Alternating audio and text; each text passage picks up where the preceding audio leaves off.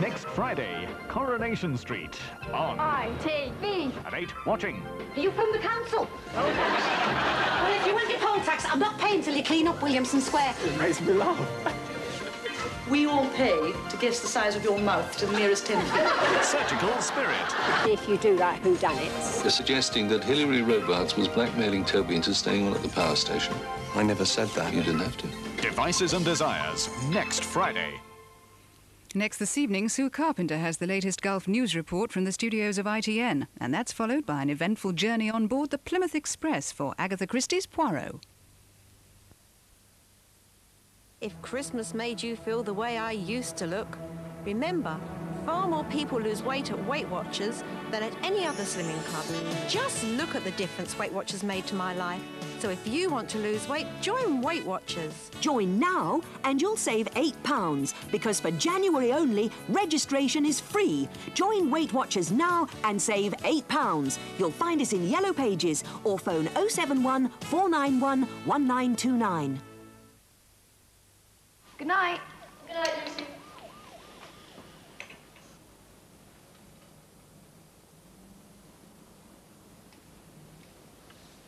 You're supposed to be in New York. I didn't like the coffee. Golden roasted, richer, smoother, Nescafe Gold Blend. I thought you might have joined me in New York.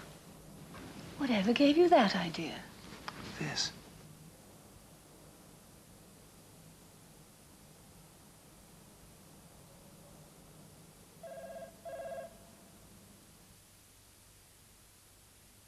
TV Times has it all.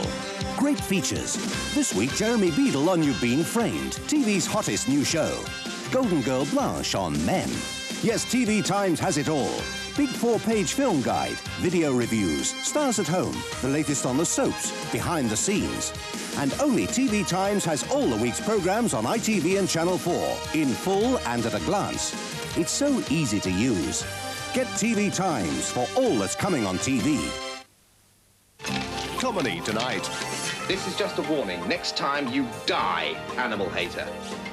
New Statesman, new time, 10:15 tonight.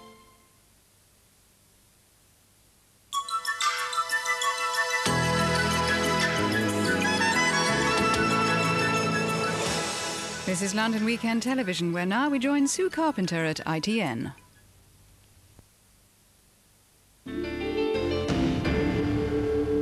Good evening. The Ministry of Defence has asked the Red Cross to investigate reports that 2 RAF crewmen are being held in Iraq. America's cable news network says Iraqi television has shown interviews with 7 men claimed to be Allied prisoners of war. 2 of the men named themselves as Adrian John Nichol and John Peters, the crew of an RAF Tornado. The MOD have confirmed the 2 men are among those missing and their families have been informed. This CNN report was compiled under Iraqi censorship. A 4th man identified himself as Flight Lieutenant Adrian John Nichol, age 27, a Britisher, of Squadron 15, flying a Tornado aircraft. He said he was shot down by a missile attacking an Iraqi airfield. Asked his opinion of the war, he said, "I think this war should be stopped so we can go home. I don't agree with the war with Iraq." Another man identified himself as Flight Lieutenant Peters, age 9, British, of the 15th Squadron, shot down by a missile over an Iraqi airfield. The Ministry of Defence has confirmed that a 3rd RAF Tornado has been lost during a raid on an airfield in southern Iraq. Relatives have been informed. The aircraft came from an RAF base in Bahrain, from where several missions have been launched throughout the day. This is the overnight mission that ended in another success for the RAF, but also another sad loss. Their targets, 2 Iraqi airfields, were hit, say senior officers, but it cost the Tornado squadrons in Bahrain their 3rd plane and crew in 4 days. These are the airfield-destroying bombs only the RAF Tornadoes can deliver.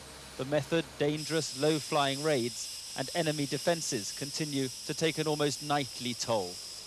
The round-the-clock bombardment continues, despite the cost in planes and men. The mood here is both sombre and resolute. Sombre because they've lost more men than any other Allied unit in the war, and resolute because they're determined to finish the job they've been asked to do. Mark Austin, ITN, with the RAF in Bahrain. Within the past half an hour, the Pentagon has said that 2 Iraqi Scud missiles aimed at Saudi Arabia have been shot down by American Patriot missiles near Dhahran.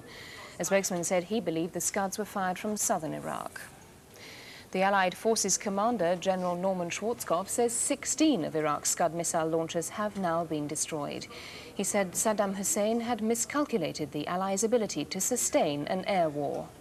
The general has drawn 2 conclusions from the early days of the war: that Allied casualties so far are unbelievably low, but the bombing campaign has already achieved many of its objectives. The first of those objectives, as he explained behind locked and guarded doors, is air supremacy. Their Air Force to date has pretty well stayed on the ground. Anytime they've flown in the air, we've managed to knock them out of the air. They know that. They're not trying to fight us right now. They're trying to hide from us. That means sophisticated bombers like Stealth have been able to target key installations with pinpoint accuracy. The general believes the Scud launchers are all but destroyed, and so are nuclear plants. And that's the end of this summary. Our main news this evening is at 9:40. Good evening.